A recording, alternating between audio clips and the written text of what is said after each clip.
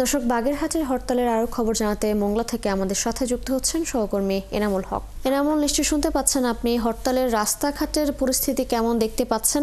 আন্দোলনকারীরা কি মাঠে নেমেছেন কিনা, এছাড়া আর কি কি কর্মসূচি যাদের রয়েছে সব মিলে একটু জানাবেন। তৃষা, আপনি জানেন যে সর্বদলীয় সম্মিলিত কমিটি বাগেরহাট জেলা শাখা থেকে যে 4 দিনের কর্মসূচি ঘোষণা করা হয়েছিল তার দ্বিতীয় দিন আজকে। গতকাল ছিল সরকারি অফিস আদালত ঘেরাও, আজকে থেকে কিন্তু 3 দিনের হরতাল এবং আজকের হরতাল কিন্তু সকাল 6টা থেকে সন্ধ্যা 6টা পর্যন্ত এবং আগামীকাল এবং আগামী পরশু 2 দিন সকাল 6টা থেকে দুপুর 12টা পর্যন্ত অর্ধবেলা হরতাল হবে।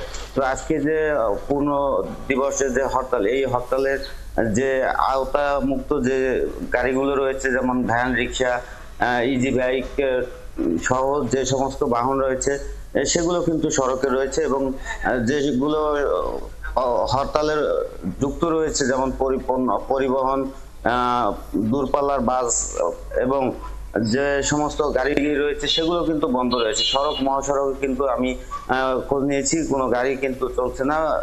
এছাড়া যে দূরপাল্লার যে পরিবহন সেটিও কিন্তু চলছে না, পণ্য পরিবহন সহ দূরপাল্লার পরিবহন সবই বন্ধ রয়েছে। আর আজকে কিন্তু যে হরতাল রয়েছে, এই হরতালে কিন্তু দোকানপাট যে খোলা সেগুলো কিন্তু ইতিমধ্যে খুলতে শুরু করছে। আমি কয়েকটি উপজেলায় খোঁজ নিয়েছি, সমস্ত উপজেলায় কিন্তু স্বাভাবিক অবস্থায় কিন্তু দিন শুরু হয়েছে এবং যে খেয়া পারাপার, ফেরি পারাপার অন্যান্য হরতাল অবরোধে বন্ধ ছিল সেটি কিন্তু আজকে স্বাভাবিক চলছে। আর আইন শৃঙ্খলা বাহিনীর যে উপস্থিতি সেটিও আমি চোখে পড়ার মতো, আমি বিভিন্ন স্পটে কিন্তু আইন শৃঙ্খলা বাহিনীকে সতর্ক অবস্থায় থাকতে দেখেছি।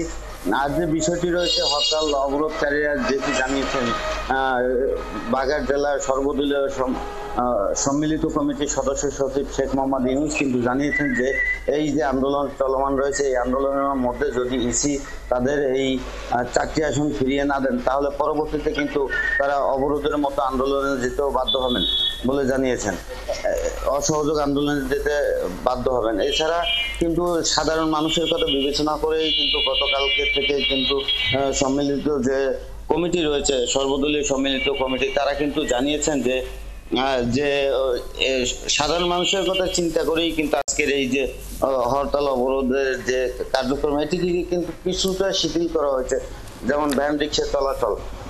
এনামুল, ধন্যবাদ আপনাকে। আপনি খবর রাখতে থাকুন, নিশ্চয়ই পরবর্তীতে আমরা আবার আপনার সাথে যুক্ত হব। দর্শক, বাগেরহাটের হরতালের খবরাখবর নিয়ে আমাদের সাথে যুক্ত ছিলেন সহকর্মী এনামুল হক।